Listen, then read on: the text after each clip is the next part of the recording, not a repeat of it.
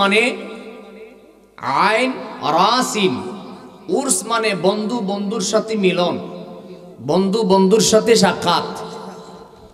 আমার ভাই মাওলানা জামাল উদ্দিন ইয়াকুব বলেছে, হুজুর উলি আল্লাহ সম্পর্কে কিছু বলবেন, কিন্তু আয়াতের অংশ বিশেষ তেলাওয়াত করেছি মেরাজুন নবী উপলক্ষে, কারণ পবিত্র মেরাজের মাস চলেই গেছে।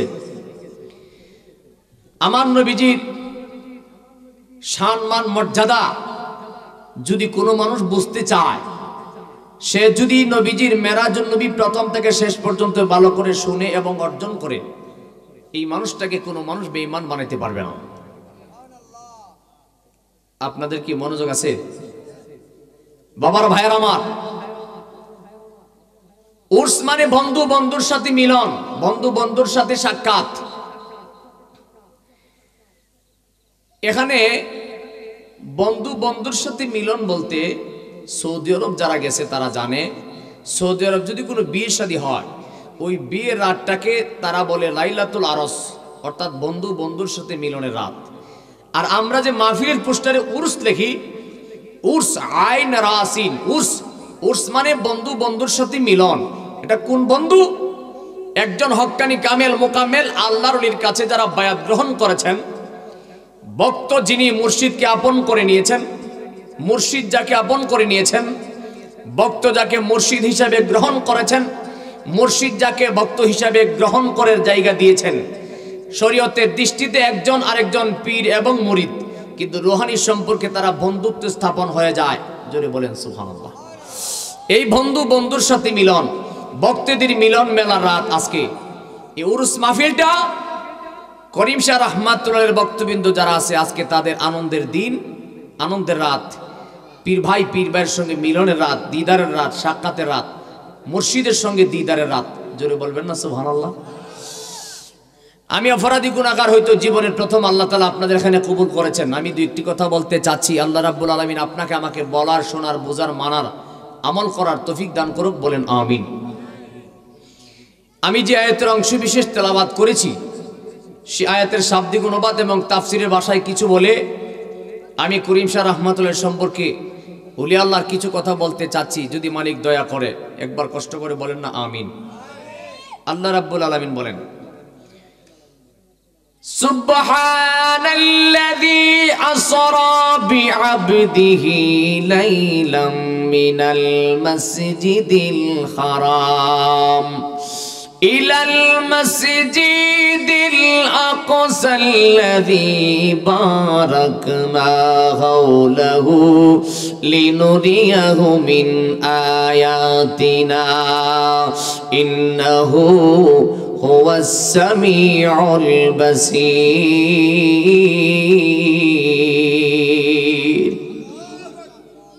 সবাই আল্লাহু আকবার কইলে আওয়াজটা আরো সুন্দর হতো। জোরে বলেন আল্লাহু আকবার। আল্লাহ রাব্বুল আলামিন বলেন, সুবহানাল্লাযী আসরা, সেই সত্তা পবিত্র। সুবহান শব্দের অর্থ হলো পবিত্র। পবিত্র কোরআন কারীমের 30 পারার ভিতরে 114টা সূরার ভিতরে কোন জায়গায় রাব্বুল আলামিন সুবহান ব্যবহার করে নাই। একমাত্র আপনার আমার নবীকে যে আল্লাহ দিদারে নিয়েছেন, সেই মেরাজের আয়াতের ভিতরে আল্লাহ সুবহান শব্দটাকে ব্যবহার করেছেন। সুবহান আল্লাহর একটা গুণবাচক নাম। সুবহান মানে পবিত্র। আল্লাহর হাবিবের এই শানে আল্লাহ নিজেই তার গুণবাচক নাম দিয়ে শুরু করেছেন। কেন? আয়াতের শাব্দিক অনুবাদটাকে জানায় নেয়, তারপরে তাফসীরের ভাষায় যাব। আপনাদের যত বেশি মনোযোগ হবে ততই ভালো, বেশি মজা পাইবেন। একটু মেহেরবানি করে মনোযোগ দিয়ে শুনবেন। জীবনে বহুবার শুনেছেন, শুনবেন।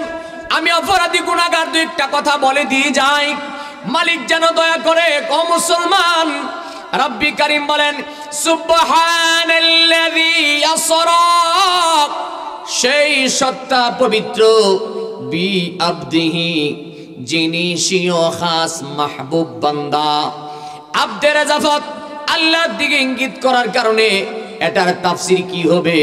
বি আবদিহি, যিনি স্বীয় খাস মাহবুব বান্দা। লাইলাম মিনাল মসজিদিল হারাম, লাইলুন মানে রাত, লাইলাম মানে রাতের কিছু অংশে। সুবহানাল্লাহ। লাইলান মানে রাত, আর লাইলাম মানে রাতের কিছু অংশে।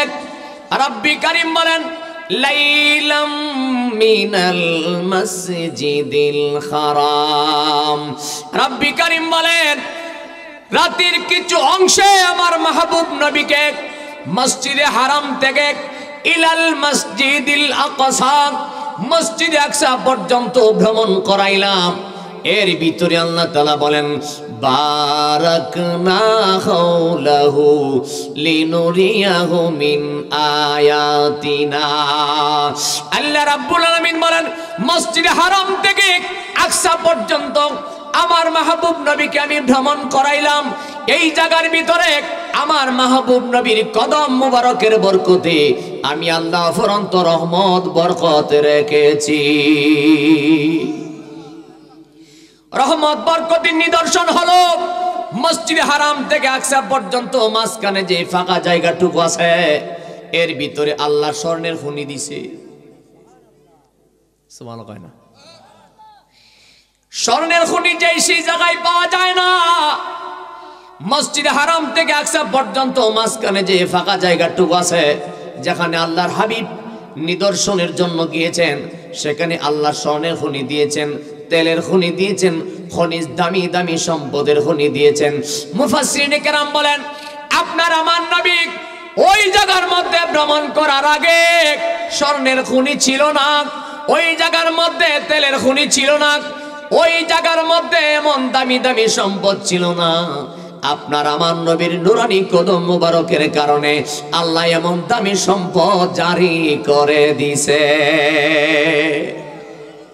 একটু জোরে বলা যাবে কি সুবহানাল্লাহ?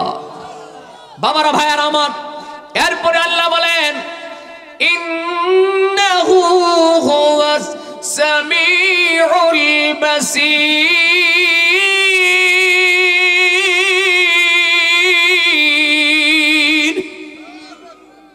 জোরে বলবেন আল্লাহু আকবার। আল্লাহ তাআলা বলেন আমার মাহবুব নবীকে মসজিদে হারাম থেকে আকসা পর্যন্ত ভ্রমণ করাইলাম। এর পিছনে মূল কারণ হলো আজকে আমার মাহবুব নবীকে আমি আল্লাহ নিদর্শন পরিদর্শন করাবো। আল্লাহ বলেন আমার উদ্দেশ্য আজকে আমার মাহবুব নবীকে আমি আল্লাহ নিদর্শন পরিদর্শন করাবো। বলেন না সুবহানাল্লাহ? এটা হলো শাব্দিক অনুবাদ। এই আয়াতের তাফসীর করতে যাইয়া আল্লাহর সৃষ্টি জগতের ভিতরে শ্রেষ্ঠ মুফাসসির যিনি, যার উপরে কোনো মুফাসসির নাই, আমি আপনাদের বিনয় করে বলবো মেহেরবানি করে মনোযোগ দেওয়ার জন্য। এই মুসলমান খুদার জগতের ভিতরে শ্রেষ্ঠ মুফাসসির যিনি, যার উপরে আল্লাহর জগতে কোনো মুফাসসির নাই, যার উপাধি হলো রাইসুল মুফাসসিরিন, যার নাম হযরত আব্দুল্লাহ ইবনে আব্বাস রাদিয়াল্লাহু তাআলা আনহু। তিনি তার বিখ্যাত তাফসীর কিতাবের মধ্যে উল্লেখ করতেছেন আল্লাহর নবীকে আল্লাহ যে মেরাজে নিলেন, দিদারে নিলেন, উদ্যোগমনে নিলেন, এর ভিতরে চারটা কারণ তিনি উল্লেখ করেছেন। জোরে বলেন কয়টা? ঘুমাই গেছে গা? জোরে বলেন কয়টা? অমন ঘুমায় না রে, নাম জপ আল্লাহর, একদিন ঘুমাইবা তুমি কবরের মাজার, অমন ঘুমায় না রে। ঘুমাইতাছো?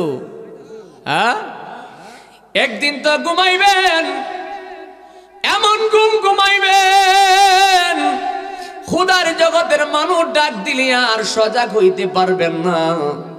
খুদার জগতের মানুষ যদি চেষ্টা করে আর জাগতে পারবেন না।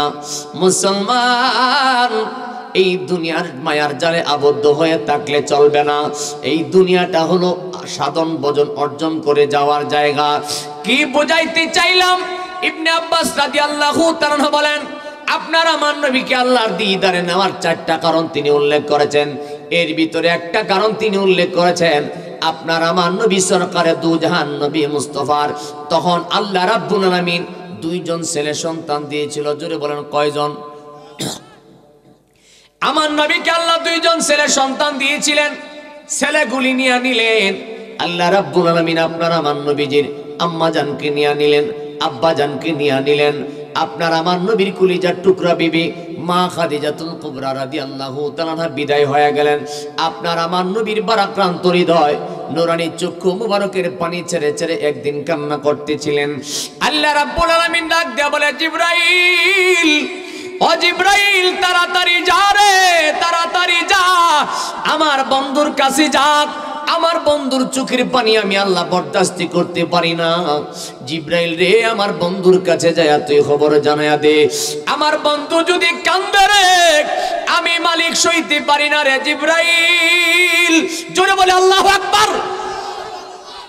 আরে জিবরাইল, তুই যা আমার বন্ধুর কানে যায় খবর কও, আমার বন্ধুকে আমি আল্লাহর বাড়িতে আনিয়া আমি আল্লাহ নিজে দিদার দিয়ে আমার বন্ধুর কলিজাটা ঠান্ডা করে দেব।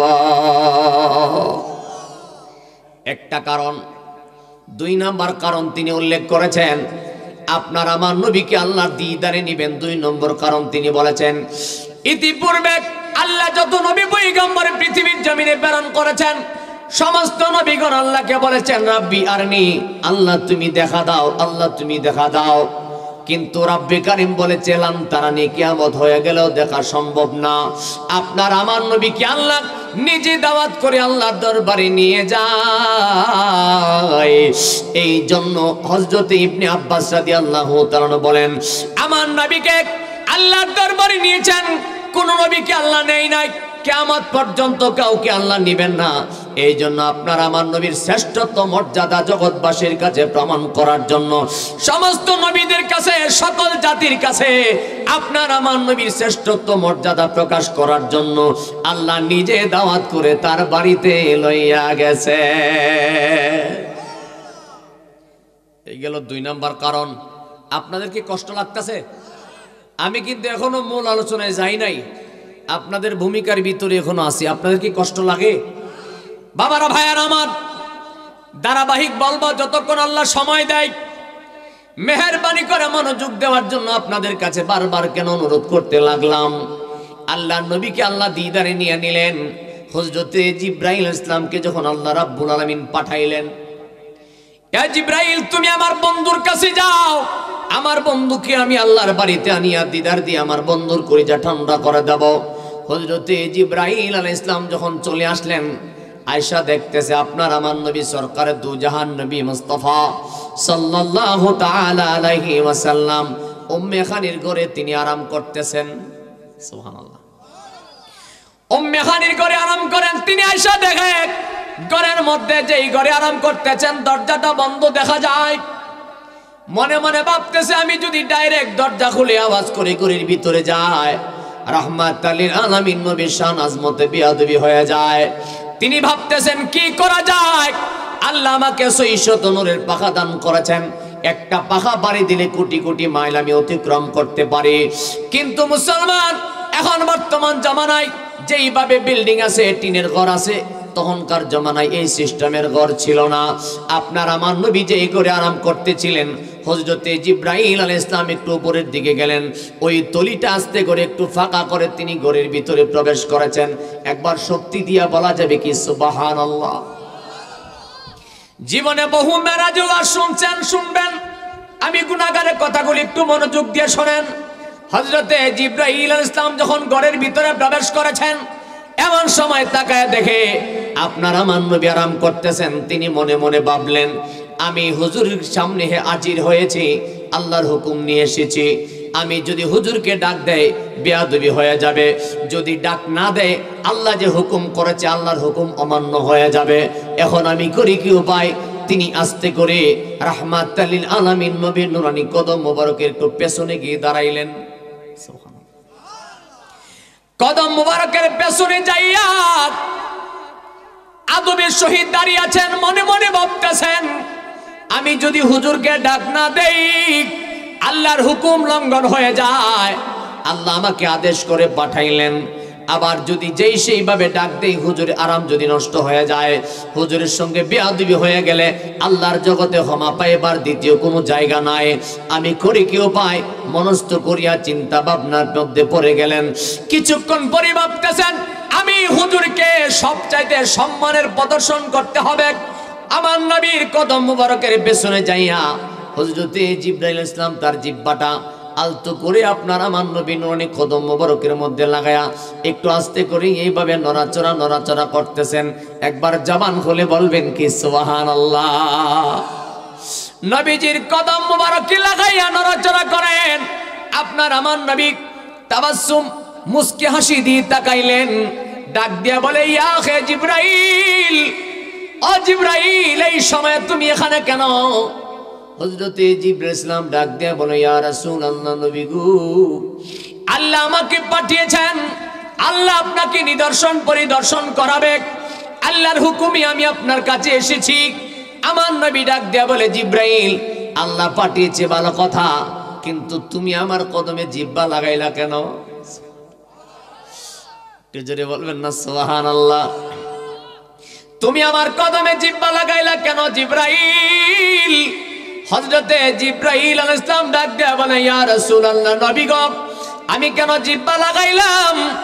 ওগো নবী, একটা মাত্র কারণ, আমি জানি রাহমাতাল লিল আলামিনের সঙ্গে বিয়াদবি হলে হুদার জগতে ক্ষমা পাইবার জায়গা নাই। এই জন্য আমি জিবরাইল চিন্তা করে দেখলাম কোন কাজটা করলে সবচেয়ে বেশি আদব হয়। আমি মনস্থ করে দেখেছি আমি জিবরাইলের জিহ্বাটা রাহমাতাল লিল আলামিন নবীর কদম মোবারকে সবচেয়ে বেশি আদব এবং সম্মানের জন্য প্রদর্শন হয়। সুবহানাল্লাহ। হযরতে জিবরাইল ইসলাম আমার নবীর কদম মোবারকে জিহ্বা লাগাইয়া দিছে। এটার দ্বারা কি শিক্ষা পাইলেন?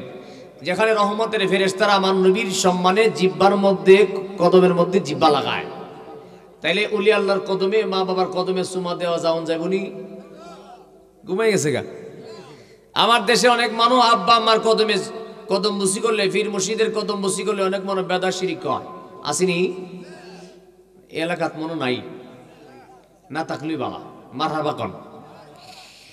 যেখানে জিবরাইল ইসলাম আমার নবীর কদম মুবারকে জিহ্বা লাগায়, ও মুসলমান সাহাবায়ে কেরাম যেখানে আমার নবীকে কদম বসি করছে, খোদার জগতের উলি আল্লাহর প্রত্যেক ভক্ত মুরিদান আপন মুর্শিদকে কদম বসি করছে।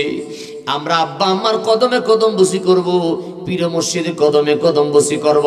এটা দুনিয়ার মানুষের বানানো নয়, এটা হাদিসের কিতাব দ্বারা দলিল আছে। জোরে বলেন মারহাবা। কি বুঝাইতে চাইলাম? আমি আস্তে আস্তে করে আমার মূল আলোচনায় প্রবেশ করতে যাচ্ছি, মেহেরবানি করে নজর দিবেন। হযরতে জিবরাইল ইসলামকে আমার নবী কই, জিবরাইল তুমি আমার কদমের মধ্যে জিহ্বা লাগায়া দিলা। কই হুজুর, আমি সম্মানের জন্য, এটা আদবের জন্য করেছি। আমার নবী তো এই কথা বলে নাই জিবরাইল তুমি কামড়া করলা কি, এই কথা বলে নাই। আমার নবী মুস্কি মুস্কি হাসে। এটার দ্বারা প্রমাণ হয়ে গেছে আমার নবীজিকে কদম বসি করা যেমন জিবরাইলের আদব, এমন ভাবে আপন মুর্শিদের কদমে ভক্তি চুম্বন করা এমন ভাবে ভক্ত মুরিদের জন্য আদব। কথা বলেন ঠিক কিনা? এটা ওলি আল্লাহর দরবারের মাহফিল। এই জন্য আপনার তরিকতের মানুষ কিছু কথা মাথার মধ্যে গিরু দিয়ে রাখেন, ওয়াজ হালি হুনলি সারে না। কথা কি বুঝা যায় আমার বাবারা, ভাইয়েরা আমার? রাহমাতাল লিল আলামিন নবী হযরত জিবরাইল সালামকে ডাক দেয়া বলে, জিবরাইল আমি আল্লাহর দরবারে যাব, তুমি নিতে এসেছ। জিবরাইল রে, তোমার কাছে জানায়া দেখ, আল্লাহ আমাকে দাওয়াত করে নিতে চায়, কিন্তু আমার একটা শর্ত আছে। জিবরাইল রে, আমার এই শর্তটা যতক্ষণ পালন না হবে আমি তো আল্লাহর দরবারে যাইতে পারি না। হযরত জিবরাইল ইসলাম বলে, ইয়া রাসূলুল্লাহ, নবী গো, যেখানে সমস্ত আম্বিয়া কিরাম আল্লাহকে দেখার জন্য বলেছে রাব্বি আরনি, আল্লাহ দেখা দাও, আর আপনার বেলায় আল্লাহ নিজে দাওয়াত করে নিয়ে যায়, কিন্তু তারপরও আপনি বলতেছেন আপনার শর্ত আছে। হুজুর বুঝতে পারলাম না। একটু জোরে বলবেন না সুবহানাল্লাহ। আমার নবী ডাক দিয়ে বলে, জিবরাইল আমার কি শর্ত, তুমি কি শুনতে চাও? হযরত জিবরাইল ইসলামকে ডাক দিয়ে বলে, জিবরাইল রে, আমার মালিক আমাকে নিয়ে যাবে, আমার মালিক আল্লাহর দরবারে আমার দিদারে নিয়ে যাবে। জিবরাইল রে, দুনিয়ার জমিনে আমার হাজার হাজার লক্ষ লক্ষ উম্মত আছে রে জিবরাইল, আমি আমার মালিক রে দেখবো, আমার গুনাহগার উম্মত আমার মালিক রে দেখতে পারবে নি। এই আওয়াজে মনটা বলল না, জোরে বলেন না সুবহানাল্লাহ। ওরে জিবরাইল, আমার উম্মত আমার মালিকের দেখবো নি, আমি আমার মালিকের দরবারে যাব, আমার উম্মতের কি ফয়সালা হবে জিবরাইল রে? এই ফয়সালা যতক্ষণ পর্যন্ত আমি পাবো না, আমি রাসূল তো যাইতে পারি না। হযরত জিবরাইল আলাইহিস সালাম আমার মালিকের কাছে যায়, আল্লাহকে ডাক দিয়ে বলে, আল্লাহ তোমার মাহবুব নবী বলেছে তার উম্মতের যতক্ষণ পর্যন্ত ফয়সালা হবে না ততক্ষণ পর্যন্ত সে যাইতে চায় না। আমার আল্লাহ ডাক দেয়া বলে, জিবরাইল রে, ওরে জিবরাইল, আমি জানি আমার বন্ধু উম্মতের কেমন পাগল, আমি জানি আমার বন্ধু উম্মতের কেমন কান্ডারি। আরে জিবরাইল, যা যা আমার বন্ধুরে জানায়া দে, আমার বন্ধুকে তুই যায়া জানায়া দে, আমার বন্ধুর কাছে জিজ্ঞাসা না করে একটা উম্মত আমি জাহান্নামের পরিচয় দেব না। আল্লাহ রাব্বুল আলামিন কোরআন কারীমের মধ্যে আয়াত নাজিল করে দিলেন, পরিষ্কার ভাবে জানায়া দিলেন, ইউশাফাতু শাফা, কন্না সুবহানাল্লাহ। আল্লাহ বলেন, হাবিব তুশাফা, আপনাকে আমি শাফায়াতের অধিকারী দিয়েছি, আপনি যাকে খুশি যত মনে চাই তত লইয়া আপনি জান্নাতে যেতে পারবেন। একবার শক্তি দিয়া বলা যাবে কি সুবহানাল্লাহ?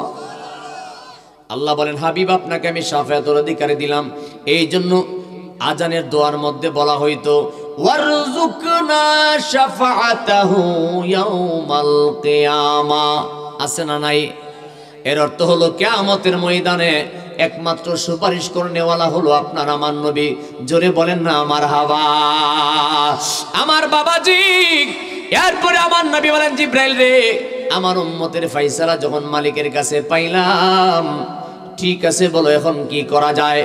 হযরতে জিবরাইল আলাইহিস সালাম আপনার আমার নবীজির সামনে একটা জামা দইরা দিছে। সুবহানাল্লাহ।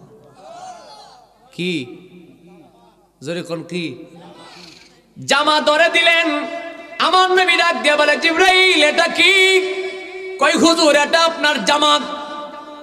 আমার নবী ডাক দিয়ে বলে, জিবরাইল এটা কিসের জামা? হযরতে জিবরাইল আলাইহিস সালাম ডাক দিয়ে বলে, নবী গো ইয়া রাসূলুল্লাহ, আল্লাহ আপনাকে আল্লাহর দিদারে নিবেন, আল্লাহর দরবারে নিবেন। আল্লাহর উদ্দেশ্য হলো দুনিয়ার জামা দিয়া, দুনিয়ার সাধারণ জিনিস দিয়ে আপনার দরবারে নিবে না। আমার আল্লাহ জান্নাত থেকে জামা পাঠাইছে, আমার মালিকের উদ্দেশ্য আপনাকে জান্নাতি জামা পরায়া আল্লাহর দরবারে নিবে। আপনার আমার নবীজির নূরানি জামা যখন গায়ের মধ্যে দিলেন, এরপরে আপনার আমার নবী সরকার দু জাহান নবী মুস্তাফা যখন কদম দিবেন, এমন সময় হযরতে জিবরাইল আলাইহিস সালাম আপনার আমার নবীকে ডাক দিয়ে বলে, হুজুর আপনি যে আল্লাহর দিদারে যাবেন, আল্লাহর দরবারে যাবেন, আল্লাহ নিয়ে যাচ্ছেন।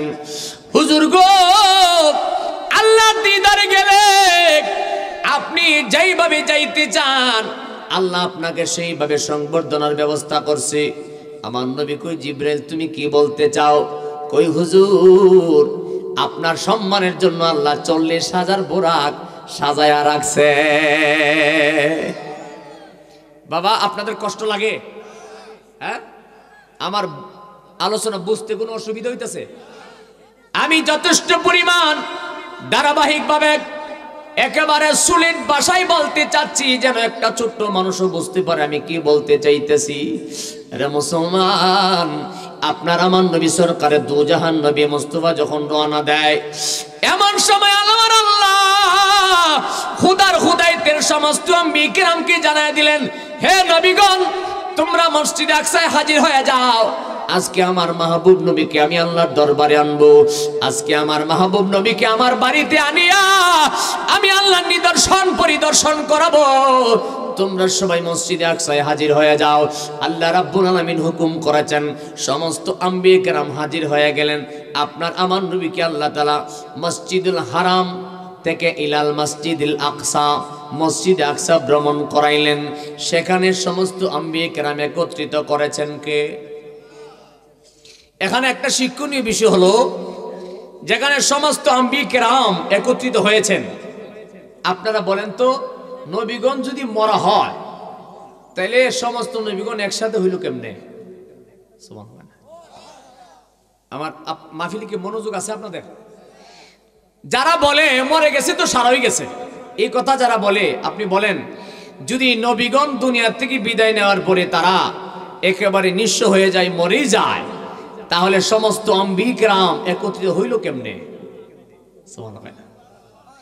একত্রিত করেছেন আপনার আমার নবী গেলেন। এমন সময় আমার আল্লাহ ডাক দেয়া বলে, জিব্রাইল আমার মাহবুব নবীকে 2 রাকাত নামাজ আদায় করার কথা বলো, আমি আল্লাহ হুকুম করছি। পিছনের মানুষ সুবহানাল্লাহ কইলে অসুবিধা আসেনি? জোরে বলেন না সুবহানাল্লাহ। তুমি রহমান, তুমি মেহেরবান, বলেন না তুমি রহমান, তুমি মেহেরবান, অন্ধে গাহে না কবু তোমারি গুণগান, বোঝে অবোঝে না তব শান, তুমি রহমান, তুমি মেহেরবান। একবার জবান খুলে বলেন না মারহাবা। আরে মুসলমান, আমি তো ইচ্ছা করে শান বলতে চাই না, শান যদি বলতে চাই আলোচনা লম্বা হয়ে যাবে। আমার আলোচনার মূল উদ্দেশ্য যেটা আপনাদেরকে বোঝাইতে চাই, এই জন্য সংক্ষেপে মূল কথাগুলি বোঝাইতে চেষ্টা করতে লাগলাম। আল্লাহর হাবিব সরকারে দু জাহান নবী মুস্তাফা মসজিদে আকসায় হাজির হয়ে গেলেন, সমস্ত আম্বিয়া কেরাম হাজির হয়ে গেলেন। হযরত জিবরাইল আলাইহিস সালাম হুকুম করেছে, ইয়া রাসূলুল্লাহ, নবী গো, আল্লাহর পক্ষ থেকে ইলহাম এসেছে 2 রাকাত নামাজের জন্য। এমন সময় আমাদের আদি পিতা, মানব জাতির প্রথম মানব জাতির মহামানব হযরত আদম আলাইহিস সালাম মনে মনে ভাবতেছেন, সমস্ত আম্বিয়া কেরাম একত্রিত হয়েছে, হয়তো ইমামতির বার আল্লাহর পক্ষ থেকে আমার উপরও আসতে পারে। জাতির পিতা ইব্রাহিম আলাইহিস সালাম তিনিও মনে মনে ভাবতেছে আমার উপর ইলহাম আসতে পারে। হযরত জলিল কদর পয়গম্বর মুসা কালিমুল্লাহ তিনিও ভাবতেছে আমার উপর আসতে পারে। আমার আল্লাহ প্রত্যেক নবীগণের মনের কল্পনা জল্পনা জানে কি জানে না? আল্লাহ ডাক দিয়া বলে, জিবরাইল, ও জিবরাইল রে, তোমাকে জানা দিলাম আমার প্রত্যেক নবীগণের মনের কল্পনা জল্পনা সব আমি জানি। তুমি জানায়া দাও আজকের 2 রাকাত নামাজের ইমাম হবে আমার বন্ধু নবী কামলিওয়ালা। জিবরাইল তুমি জানায়া দাও আজকের ইমাম আমার মাহবুব নবী হবে। সমস্ত নবীগণের মনের কল্পনা জল্পনা পানি হয়ে গেছে। আপনার আমার নবী ইমাম হয়েছেন, সমস্ত আম্বিয়া কেরাম পেছনে মুক্তাদি হয়েছেন। আপনারা যারা এই মাহফিলে হাজির হয়েছেন, এই যে নিজের বিবেক থেকে একটা কথার জবাব দেন, আমার নবী যিনি হয়েছেন ইমাম, সমস্ত নবীগণ যারা পেছনে হয়েছেন মুক্তাদি, এর দ্বারা কি বোঝা যায় আমার নবীর সম্মান মর্যাদা সবার চাইতে নিচে না উপরে? মারহাবা, খুশি হইলাম বোঝার জন্য। আল্লাহ বলেন, ওয়ারাফা'না লাকা যিকরাক, হাবিব আপনার সম্মান মর্যাদা আমি আল্লাহ নিজেই তো বুলন্দ করে দিয়েছি। ও মুসলমান, সমস্ত আম্বিয়া কেরামকে একত্রিত করে আমার নবী নামাজ আদায় করলেন। নামাজ আদায়ের পরে কিছুক্ষণ পরে হযরত জিবরাইল আলাইহিস সালাম ডাক দেয়া বলে, ইয়া রাসূলুল্লাহ, মেহেরবানি করে সামনে বাড়েন। এমন সময় তাকায়া দেখে আল্লাহ রাব্বুল আলামিন আপনার আমার নবীর জন্য 40,000 বুরাক সাজায়া রাখছে। আমার নবী দেখা মুস্কি মুস্কি হাসতেছে, মনের মধ্যে বড় আনন্দ পাইলেন। তাকায়া দেখে একটার চাইতে একটা বড় সুন্দর দেখা যায়, একটার চাইতে একটা বড় সুন্দর দেখা যায়। আপনার আমার নবী বুরাকের কাছে গেলেন, হঠাৎ করে শুনতেছেন গুনগুন কান্নার শব্দ শোনা যায়। আমার নবী ডাক দিয়া বলে, জিবরাইল রে, জিবরাইল, সমস্ত বুরাকগুলি দেখতে একটার চাইতে একটা সুন্দর, তাদের মুখের মধ্যে বড় হাসি, কিন্তু এর ভিতরে কোথায় কান্নার শব্দ শোনা যায়? হঠাৎ করে রাহমাতুল লিল আলামিন 1 কদম 2 কদম করে একটু সামনে গেলেন, যায়া দেখতেছে 40,000 বুরাকের ভিতরে শেষ কোণার মধ্যে একটা বুরাক জীর্ণ শীর্ণ দেখা যায়, চোখের পানি ছেড়ে ছেড়ে কান্না করতেছেন। আপনার আমার নবী রাহমাতুল লিল আলামিন নবী কোন বুরাকের দিকে না তাকাইয়া 1 কদম 2 কদম করে ওই বুরাকের কাছে হাজির হয়ে গেলেন। আমার নবী ডাক দিয়া বলে, বুরাক, বুরাক রে, সবার মনে আনন্দ, আল্লাহ আমাকে আজকে নিদর্শন পরিদর্শন করাবে। সমস্ত বুরাকের মনের মধ্যে খুশি, কিন্তু তোমার মনে কেন কান্নার চোখের পানি, কেন তোমার মনটা খারাপ জানতে চায়। বুরাক ডাক দিয়ে বলে, ইয়া রাসূলুল্লাহ, নবী গো, আমি কেন কান্দি? ইয়া রাসূলুল্লাহ, আমি একটা কারণে কাঁদতেছি নবী গো। ইয়া রাসূলুল্লাহ, আমার কোনো পুঁজি নাই। তারা দেখতেও সুন্দর, দেখতেও মোটা তাজা, আমি দেখতেও চিকন, আমি দেখতেও কালো, আমি জীর্ণ শীর্ণ। হুজুর আমি কান্দি। রাহমাতাল লিল আলামিন নবী আজকে আল্লাহর দিদারে যাবে, বড় বড় সুন্দর বুরাকের উপর কদম রাখবে, কিন্তু নবী গো আমি কান্দি। আমি রাসূল আপনাকে জীবনের চাইতে বেশি ভালোবাসি। হুজুর আপনাকে আমি জীবনের চাইতে বেশি ভালোবাসি। ইয়া রাসূলুল্লাহ, আমার কোনো পুঁজি নাই। হুজুর আমার একটা পুঁজি আছে, আমি আপনাকে জীবনের চাইতে বেশি ভালোবাসি। ইয়া রাসূলুল্লাহ, আমার একটা পুঁজি আছে। আমার মনে বড় শখ ছিল, আমার নবী যদি জীবনে কোনোদিন আমার উপর কদম দিয়া আল্লাহর দিদারে যাইতো, আমি বুরাকের জীবন ধন্য হইয়া যাইত। অনবী সবাইকে মদিনায় নিলা, সবাইকে মদিনায় নিলা, আমায় নিলা না। বলন সবাইকে মদিনায় নিলা, আমায় নিলা না। মদিনা মোর আসলে ঠিকানা, বলো মদিনা মোর। কষ্ট লাগে বাবা, কষ্ট লাগে। মদিনা ইমানদারের আসল ঠিকানা, এটা দুনিয়ার মানুষের বানানো কথা নয়। মুসলিম শরীফের হাদিসে আপনার আমার নবী বলেন, ক্বালা ইন্নাল ঈমানা লা ইয়াজিরু ইলাল মাদিনা। আমার নবী ডাক দেয়া বলে, উম্মতের দল, ক্বালা আপনার আমার নবীজির জবান মুবারকে বলতেছেন, ইন্নাল ঈমানা লা ইয়াজিরু ইলাল মাদিনা।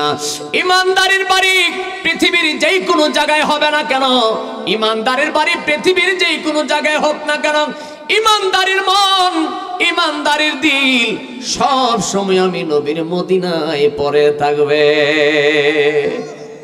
আমার নবীজি মুসলিম শরীফের হাদিসে কয়, ইমানদারের মন সব সময় পড়ে থাকবে কোথায়? ঘুমাই গেছে কোথায়? এই জন্য আকীদা আহলে সুন্নাত ওয়াল জামাতের অন্তর্ভুক্ত যারা, তারা মদিনা মদিনা বেশি করে। আপনারা জীবন দিয়া মন থেকে বলেন, মদিনা যেতে চাই কি চাই না? একটু আওয়াজ করে বলেন, সবাইকে মদিনায় নিলা, সবাইকে মদিনায় নিলা, আমায় নিলা না। নবী সবাইকে মদিনায় নিলা লানা। মদিনা মোর আসলে ঠিকানা, বলো মদিনা মোর। মদিনা শরীফের মাঝে বেহেশতেরি বাগান আছে, মদিনা শরীফের মাঝে বেহেশতেরি বাগান আছে। ওই মদিনা গেলে পরে কষ্ট থাকে না মনে, ওই মদিনা গেলে পরে দুঃখ থাকে না। মদিনা মোর আসলে ঠিকানা, বলো মদিনা মোর। একবার জোরে বলেন না আমার হাওয়া। আরে মুসলমান, আপনার আমার নবী সরকার দু জাহান নবী মুস্তাফা বলে, ওরে বুরাক, বুরাক রে, তুই আমাকে যেই প্রেমের ভাব দেখাইলি, তুই আমারে যেই প্রেমের নিদর্শন দেখাইলি, বুরাক রে আমি তোরে কথা দিলাম, অনেক সুন্দর সুন্দর বুরাক থাকতে পারে। তুই আমারে যেই প্রেমের ভাব দেখাইলি, আমি রাসূল তোরে কথা দিলাম, তোরে সঙ্গে নিয়ে আমি আল্লাহর দিদারে যাব। এই বুরাক তোরে নিয়ে আমি আল্লাহর দিদারে যাব।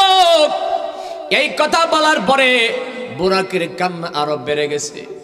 সুবহানাল্লাহ, চোখের পানি ছাড়তেছে, কান্না আরো বেড়ে গেছে। আমার নবী কই, বুরাক রে, আমি তো তোরে সঙ্গে নিয়ে যাব, তোরে কথা দিলাম, এরপরও তুই কেন কান্দোস? বুরাক ডাক দিয়ে বলে, ইয়া রাসূলুল্লাহ, নবী গো,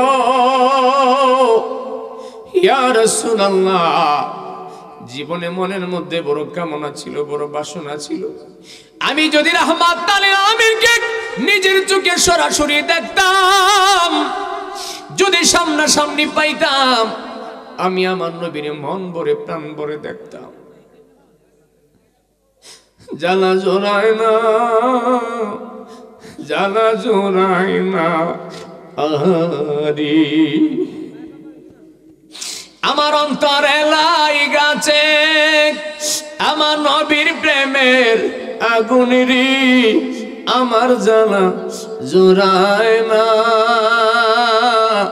জ্বালা জোড়ায় না রে, জ্বালা জোড়ায় না, জ্বালা জোড়ায়। আরে বাবা, এটা তো দুনিয়ার জ্বালা নয়, এটা নবীর প্রেমের জ্বালা, এটা মুর্শিদের প্রেমের জ্বালা। যার প্রেম মুর্শিদের সঙ্গে যত গভীর হয়েছে সে বুঝবে মুর্শিদের আগুন কেমন আগুন। যার প্রেম নবীর সঙ্গে গভীর হয়েছে সে বুঝে প্রেমের কেমন জ্বালা। মুর্শিদের প্রেম সাগরে সাঁতার দিয়ে দেখো তোমার অন্তরে কেমন লাগে। এটা দুনিয়ার আগুন নয়, মুর্শিদের আগুন এমন একটা আগুন রে, দুনিয়ার মানুষকে হাত দিয়া ধরে দেখানো যায় না।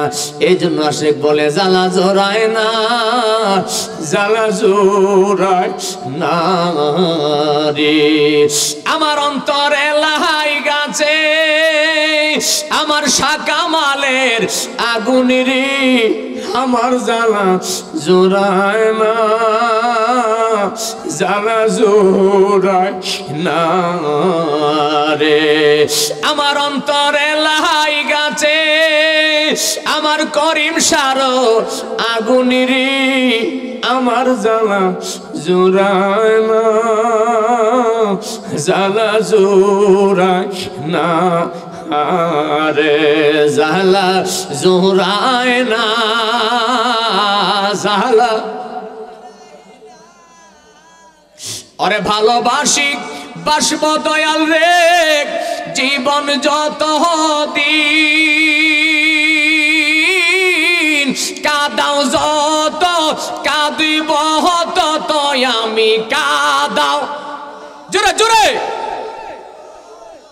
বলুন, কাদাও যত কাঁদিব তত আমি রাইখো মায়ার নজরে, জ্বালা জোড়ায় না, জ্বালা জোড়ায় আরে, জ্বালা জোড়ায় না, জ্বালা। একবার মহব্বতে পড়েন না ইয়া রাসূলুল্লাহ।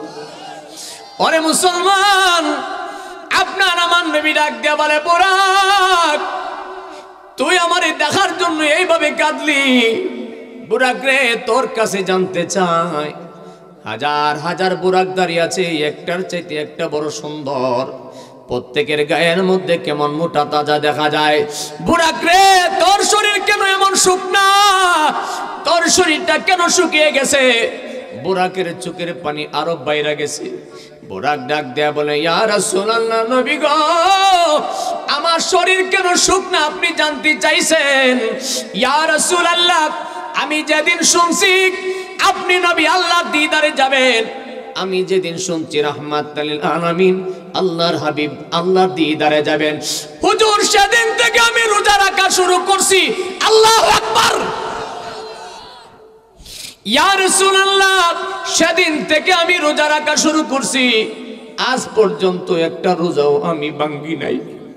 হুজুর গো, যেদিন আমি জানলাম আল্লাহর হাবিব আল্লাহর দিদারে যাবে, আমার জীবন শুরু থেকে পর্যন্ত একটা রোজাও আমি ভাঙ্গি নাই আপনি নবীর প্রেমে পড়িয়া।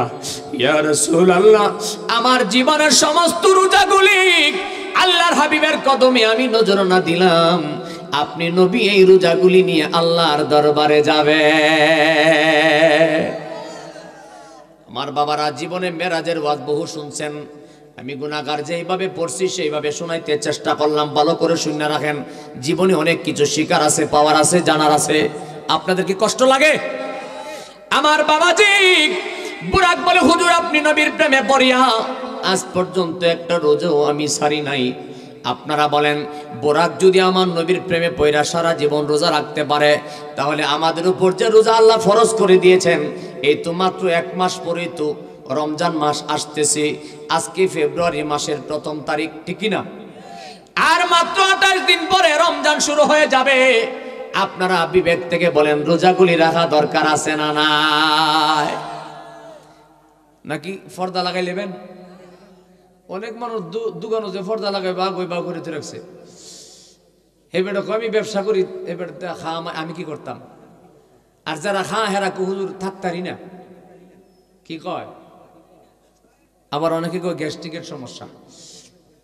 তবে আপনাদের কাছে আমি জানতে চাই, দুনিয়ার গ্যাস্ট্রিকের জ্বালা সইতে পারো না, কিন্তু যখন তুমি কবরে যাইবা, যেই কবরে তোমার মা থাকবে না, তোমার বাবা থাকবে না, দুনিয়ার কোনো বন্ধু বান্ধব কেউ তোমার কবরে থাকবে না রে, যেখানে এত শীতের মধ্যে তোমার জামা সারা মাটির মধ্যে তোমারে শুয়াইয়া দিব, ওই কবরে কেমনে থাকবে সেই ভাবনা ভাবলা না। দুনিয়ার কষ্ট তুমি সইতে পারো না, কবরের কষ্টের চিন্তা তুমি করলা না, হাসরের চিন্তা তুমি করলা না, মিজানের চিন্তা তুমি করলা না, ওই ফুলছেরাতের চিন্তা করলা না। আপনারা মন থেকে বলেন, ওই নিদানগুলির চিন্তা করা দরকার আছে না না? আমার বাবাজি, আল্লাহর হাবিব সরকার দু জাহান নবী মুস্তাফা সাল্লাল্লাহু তাআলা আলাইহি ওয়াসাল্লাম বলে, জিবরাইল, ও বুরাক রে, তুই আমার জন্য প্রেম দেখাইলি, রোজা রাখলি, আমি তোর জন্য দোয়া করে দিলাম, আমি তোর জন্য মালিকের কাছে দোয়া করলাম, তোরে নিয়ে মেরাজে যেতে চাই। এইভাবে যখন সামনের দিকে যায়, যাইতে যাইতে হযরতে জিবরাইল আলাইহিস সালাম সিদরাতুল মুনতাহা যাওয়ার পরে বলে, হুজুর বেয়াদবি ক্ষমা করবেন, আমি আর সামনে যেতে পারবো না। সুবহানাল্লাহ। আর সামনে যেতে, আজকে যে মাহফিলে এসেছি আল্লাহ এনেছেন, যদি জীবনে কোনোদিন এখানে না আসি, আমি যদি ঢাকার থেকে আসি, কেউ যদি বিশ্বরুট নামাই দিয়া কয়, হুজুর আপনি কেমনে যাবেন যান, তা আমার একটা পেরেশানি আইতো না? হয়তো লোকের জিগাইতে হইব, ভাই এই গ্রামের নাম কি না, জালালপুর, কেমনে যাইতাম, কোন দিকটা যাইতাম, জিগান লাগতো না? আপনাদের কি কষ্ট লাগে আমার কথা? জিজ্ঞাসা করতে হবে। যেখানে জিবরাইল বলে, ইয়া রাসূলুল্লাহ আমি আর যেতে পারবো না, আপনারা আমার নবী তো এই কথা বলে নাই, জিবরাইল তুমি না যাইতালে আমি কেমনে যাইতাম? আমার নবী সেই কথা বলে নাই। আমার নবী যে ডাক দেয়া বলে, জিবরাইল রে, খোদার জগতের দূর যেখানে শেষ হয়ে যায়, রাহমাতুল লিল আলামিনের সেখান থেকে শুরু হয়ে যায়। জোরে বলেন না সুবহানাল্লাহ। এই জন্য মেরাজের ওয়াজ তো জীবনে বহু শুনছেন। আমার নবীজির মেরাজটা একটা হলো শরীয়তের, একটা হলো হাকিকতের, একটা তরিকতের, একটা মারেফতের। যদি সময় দেন আমি বুঝাবো ইনশাল্লাহ। সময় দিবেন আমারে? হ্যাঁ। শরীয়তের দৃষ্টিতে মাধ্যম হলো বুরাক, শরীয়তের দৃষ্টিতে মাধ্যম হলো জিবরাইল, শরীয়তের দৃষ্টিতে মাধ্যম হলো রফরফ। কিন্তু আপনারা একটা কথা মনে রাখবেন, সমস্ত আলেমরা সারা জীবন বয়ান করে শোনাইছে, হুজুর কেমনে গেছে সেটাই জানে, আইছে কেমনে এই কথা কেউ শুনছেন? আপনারা আওয়াজে বোঝা শুনছেন? হুজুর আইছে কেমনে ওয়াজ শুনছেন কোনদিন? উত্তর দেনা দি শুনছেন আপনারা? না, কথাটা আমি ঘুষ দিয়া কোয়ার লাগে রে, মন থেকে আয় না। শুনছেন কোনদিন? তাইলে জানা দরকার আসেনি? হ্যাঁ, যদি জানার দরকার হয়, আর এটা যদি বুঝতে পারেন, জানতে পারেন, ব্রেনের মধ্যে যদি এটা থাকে, আপনাকে কোনোদিন কোনো মানুষ বেঈমান বানাইতে পারবে না। আরে মুসলমান, চিকন কথাটা জানাইয়া দিয়া যায়, জীবনে যতদিন বেঁচে থাকবেন এই কথাটা মাথার মধ্যে রাখবেন বলে একটা হুজুর কইয়া দিয়া গেছে রে। রাহমাতুল লিল আলামিন এমন একজন নবী যার বেলা আল্লাহ বলেছেন, ওয়া মা আরসালনাকা ইল্লা রাহমাতাল লিল আলামিন, খোদার হুদাইতে রহমত হিসেবে আপনারা আমার নবীকে পাঠিয়েছেন। রহমতকে আটকায়া রাখবে খোদার জগতের এমন কোন শক্তি নাই। আমার নবী ডাক দিয়ে বলে, জিবরাইল, ও জিবরাইল, তোমাকে একটা কথা জানা দেখ, তুমি তো জানো না আমি রাসূলকে আল্লাহ কেমন ক্ষমতা দান করেছে। আল্লাহর পরে খুদার জগতের ভিতরে আল্লাহর পরে হলো আপনার আমার নবীর মর্যাদা, আমার নবীর স্থান। খুদার জগতে এমন কোন শক্তি নাই আপনার আমার নবীকে আটকায় রাখতে পারে। এই জন্য আমার নবী যাওয়ার মাধ্যমগুলি জিব্রাইলের মাধ্যমে, বুরাকের মাধ্যমে, রফরফের মাধ্যমে শরীয়তের দলিল রাখছে। শরীয়তের দলিল রাখার পরেও তো কিছু লোক মেরাজ মানে না, আছে না নাই? কোরআনে ডাইরেক্ট বলছেন সুবহানাল্লাযী আসরা বিআবদিহি লাইলাম মিনাল মাসজিদিল হারাম ইলাল মাসজিদিল আকসা। সুবহানাল্লাহ না? ডাইরেক্ট দলিল দেওয়ার পরেও আমার দেশের অনেক মানুষ মেরাজ মানে না। ডাইরেক্ট জিব্রাইলকে মাধ্যম দিয়া, বুরাককে মাধ্যম দিয়া, রফরফকে মাধ্যম দিয়া গেছে, এরপরেও মানে না। আপনারা বলেন যদি মাধ্যম ছাড়া রাহমাতুল লিল আলামিন ডাইরেক্ট যাইতো তাহলে তো মানুষগুলি মিছা কথা ঘুমাই গেছেন গো। আমার বাবাজি বুঝাইতে চাইলাম, তখনকার জামানায় ওই মসজিদে হারাম থেকে আকসা যাইতে তখনকার জমানায় পায়ে হাঁটতে গেলে 40 দিন সময় লাগতো। বাবা সত্য করে বলেন, আপনার কষ্ট হইতাছে? আমি বারবার কেন জিজ্ঞাসা করি জানেন?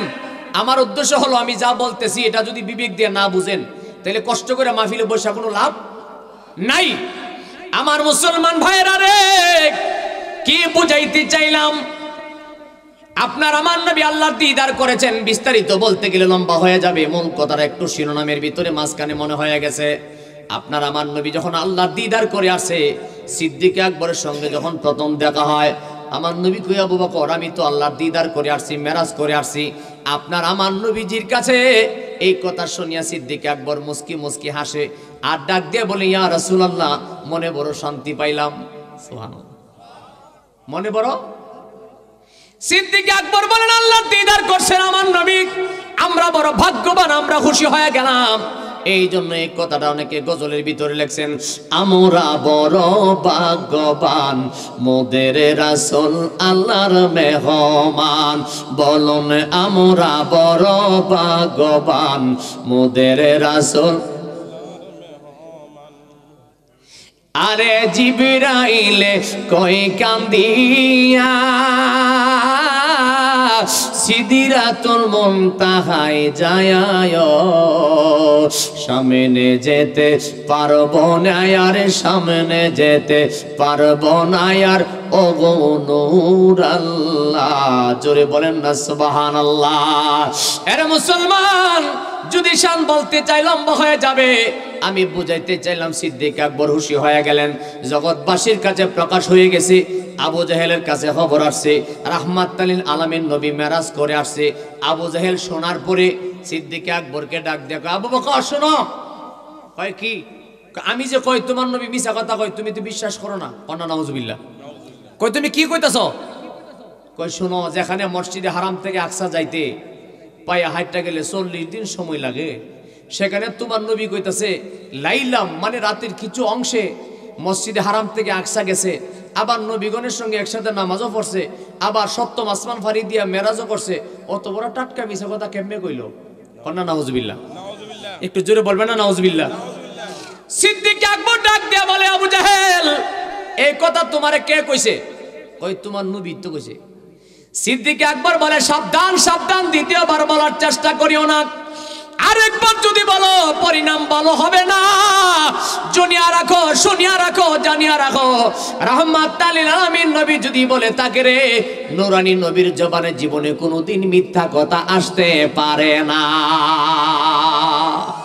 আমার নবী যদি কয় তাই সত্যি কইছে, কারণ নবীর জবান ধরে মিথ্যা কথা আসে না।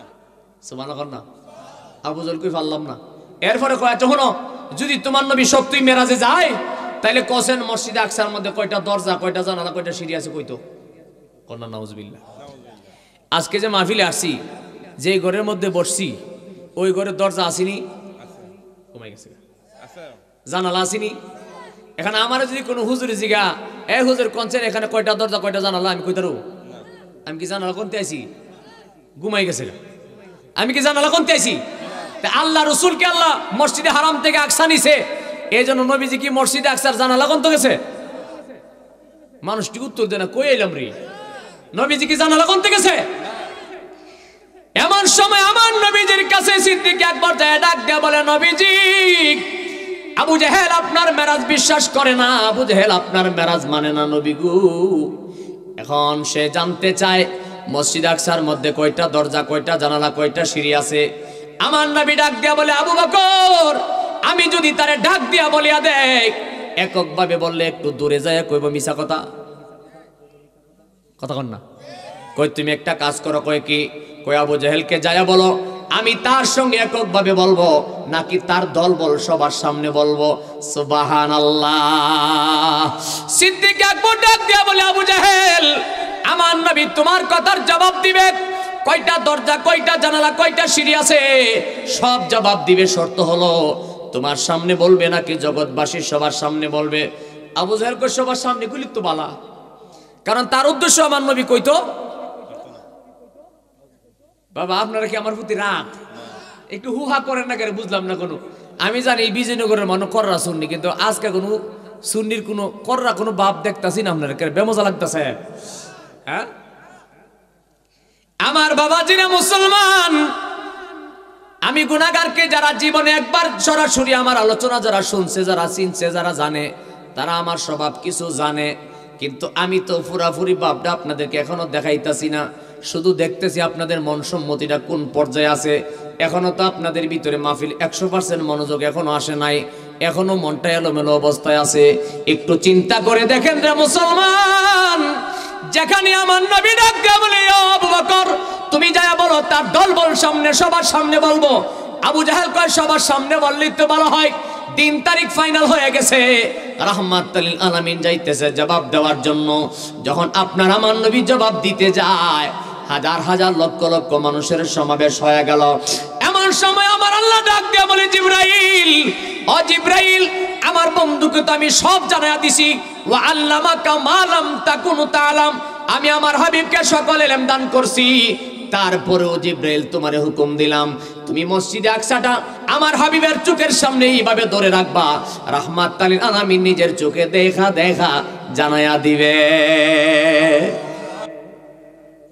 হযরত জিবরাইল আলাইহিস সালাম ওই মসজিদ আকসাটা সরাসরি এইভাবে ধরে রাখছে।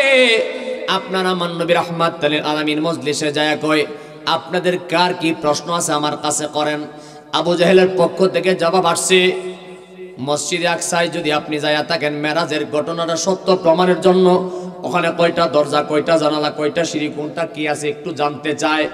আমার নবীজি পবিত্র জবান মুবারকে একটার পরে একটা বর্ণনা দিতেছেন। আল্লাহু আকবার। একটার পরে একটা বলতে মোটামুটি যখন অনেক সময় পার হয়ে গেছে, আবু জাহেলের দলের লোকেরা একজন আরেকজনকে কয় কিরে যা কইতাছে সবই সঠিক। সুবহানাল্লাহ, যদি কর না সুবহানাল্লাহ। আমার বাবারা বুঝাইতে চাইলাম, রাহমাতুল লিল আলামিন নবী একটার পরে একটা বিবরণ দিতে সব বিবরণ দিয়া দিলেন।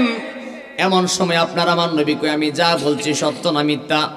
আবু জাহেলের দলের সবাই বলতেছে হুজুর আপনি যা বলছেন সব সঠিক। সুবহানাল্লাহ। আবু জাহেলের মাথা ঘুমাই গেছে। আবু জাহেলের মাথা কি নিচের দিকে চলে গেছে। সবাই বলে হুজুর যা বলছে সঠিক। এই কথা বলার পরে হাজার হাজার মানুষ আপনার আমার নবীর উপর কালিমা পড়ে মুসলমান হইয়া গেছে। আবু জাহেল কই বেড়া দিছিলাম খেত ফিরে, তো বেড়া দিয়ে খেত খাইলিছে। লোক জমায় আনছিলাম নবীর বেইজ্জতি করব, এখন এই মানুষগুলো উল্টা মুসলমান হয়ে গেছে। কন্যা সুবহানাল্লাহ।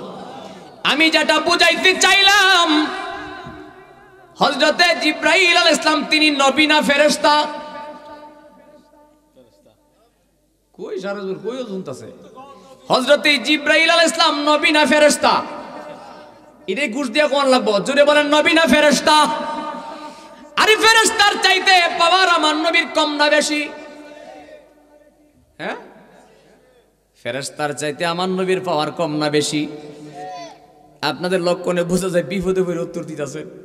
ফেরেশতার চাইতে আমার নবীর পাওয়ার কম না বেশি?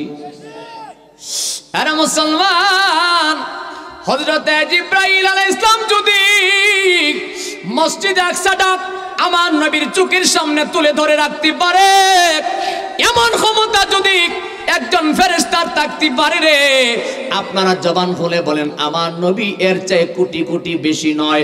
খোদার হুদায়তের ভিতরে আসে প্রেমিকের সামনে যাইতে পারে কি পারে না? আরে জিবরাইল ফেরেশতা যদি মসজিদে আকসাটা নবীর চোখের সামনে ধরে রাখতে পারে, এই ক্ষমতা মসজিদে আকসাটা আনার মতো রহমতের ফেরেশতার শক্তি হয়। আমার নবীর পাওয়ার কি ফেরেশতার চাইতে কম না বেশি? 2 নাম্বার কথা হলো, হযরত সুলাইমান আলাইহিস সালামের জামানায় ওনার একজন উম্মতের নাম ছিল আসিফ ইবনে বরখিয়া। অনেক বিশাল ঘটনা বলতে চাই না, মূল পয়েন্টটা জানায়া দেয়। হযরত সুলাইমান আলাইহিস সালাম তিনি রানী বিলকিসের কাছে যখন দিনের দাওয়াত দিয়েছিল, রানী বিলকিস যখন তার বাড়িতে তার দরবারে আসতে চায়, হযরত সুলাইমান আলাইহিস সালাম বলেছিল, ওই রানী বিলকিসের সিংহাসনটা চোখের পলকে অতি অল্প সময়ে কে আনতে পারবে? এমন সময় মানব জাতি এবং জিন জাতি, 2 জাতির ভিতরে বড় জিন দাঁড়ায় বলেছিল, হুজুর আপনি অনুমতি দিলে অল্প সময়ের ভিতরে নিয়ে আসবো। হুজুর বলেন, নয় নয়, আরো কম সময় আনতে হবে। রানী বিলকিস কাছাকাছি চলে এসেছেন। এমন সময় আসিফ ইবনে বরখিয়া, সে ছিল তাওরাত কিতাবের হাফেজ, সে ডাক দেয়া বলে, হুজুর আপনি যদি আমার অনুমতি দেন, চোখের পলকটা মারতে এবং ফেলতে যতক্ষণ সময় লাগে, এর ভিতরে ভিতরে রানী বিলকিসের সিংহাসন আপনার দরবারে হাজির করে দেব। আমার বাবাজি কি বুঝলেন? হযরত সুলাইমান আলাইহিস সালামের নবীর উম্মতের পাওয়ারের চাইতে আমার নবীর উম্মতের পাওয়ার কম না বেশি? বেশির আওয়াজই হলো কর। আপনারা যে শ্রেষ্ঠ নবীর উম্মত লক্ষণে বুঝা যা কোনো। সুলাইমান নবীর উম্মত যদি রানী বিলকিসের সিংহাসন এইদিকে কয়েক মাইল, এইদিকে কয়েক মাইল, এইদিকে কয়েক মাইল, ওইদিকে কয়েক মাইল, এইটুকু জায়গা যদি সুলাইমান নবীর উম্মত চোখের পলক মারার আগে আগে সামনে হাজির করতে পারে রে, আমার নবী পারে কি পারে না? এই কথাটা বুঝাই পারলে কি অতক্ষণ ওয়াজটা নানছি কথা বোঝা যায়? হযরত সুলাইমান ইসলামের উম্মত যদি তিনি চোখের পলক মারার আগে আগে লক্ষ কোটি মাইল দূর থেকে চোখের পলকে পুরা সিংহাসন কয়েক মাইল জায়গা সামনে হাজির করতে পারে, আমার নবী পারে না? কইতে পারলে তো ভালো মন্দ গুস্তা কইলে ডইলে পারিনি। জ্বালাটা নিবাইতাম না আজকাল, বেটারে হেলে গরম বাবুই উঠছেন, কিন্তু হুজুর তো বইয়ের মধ্যে বিয়ে দিবিব। তবে শেষবারের মতো একটা কথা বলি, বিদায় হয়ে যায়। ও মুসলমান, ওলির দরবারে এসেছেন, আল্লাহর ওলির মাজারের মাহফিল এসেছেন, আপনাদের একটা কথা বলি দিয়ে যায়। অনেক মানুষ আছে, অনেক মা বোনেরা আছে, সুন্নি মানুষ, পীরের মুরিদ, কিন্তু ফুতেরে দিয়া রাখছে এজিদের মাদ্রাসায়। কথাটা মনে বেমজা লাগছে। অনেক মানুষ বাচ্চারে দিয়া রাখছে এজিদের মাদ্রাসায়। এজিদের মাদ্রাসা চিনেননি? হ্যাঁ, যেখানে নবী শান আজমতের কথা শুনলে তার মিজাজ খারাপ আসেনি। এই জন্য আপনি তরিকতের মানুষ, আপনি পীরের কাছে বায়াত গ্রহণ করেছেন, আপনি পীরের সবক নিয়েছেন, আপনি ওলি আল্লাহ মানেন, আপনার সন্তানটি আলেম বানাইবেন নিয়ত করছেন, দিবেন হুসাইনি মাদ্রাসায়। কথা কয় না? যেখানে পাইবেন সেখানে দিবেন, না পাইলে আমরা লোকে যোগাযোগ করবেন, যেখানে পাই সেখানে দিমু। কথা ঠিকই না? আর এজিদের মাদ্রাসায় দিয়া বেড়া ফুইরি করে, বেড়ার ফুতে 2 দিন পরে চুক্কা টুফি লাগাই এক আস্তাগফিরুল্লাহ বেদাত হারাম কইতে পাইছো এটা কইনি? তারপরে ফুইরি তো গরু শেষ। কথাটা মনে বেশি বেমজা লাগছে। আল্লাহ সঠিক বুঝ দান করুক, আমিন বলেন। আমার আলোচনা শেষ, আমি হুজুরকে বসায় রাখতে চাই না। আমার মুর্শিদের সামনে একটা গজল কইয়া আমি বিদায় হয়ে যাই। কি পাগল বানাইলে রে মুর্শিদি, কি পাগলে বানাইলে রে করিম শাহ, কাইরা নিলে আমার কোলমান তোমায় না দে, কিলে বাঁচে না রে পরাণ অগয়া আমার মুর্শিদি চান তোমায় না দেখিলে বাঁচে না রে পরাণ। কি পাগলে বানাইলে রে মুর্শিদি, কি পাগলে বানাইলে রে মুর্শিদ, গরে রই নাই আমার মন প্রাণ তোমায় না দেখিলে বাঁচে না রে পরাণ অগয়া আমার মুর্শিদি চান তোমায় না দেখিলে বাঁচে না রে। আমার যেই জ্বালা মোর অন্তরে জ্বলে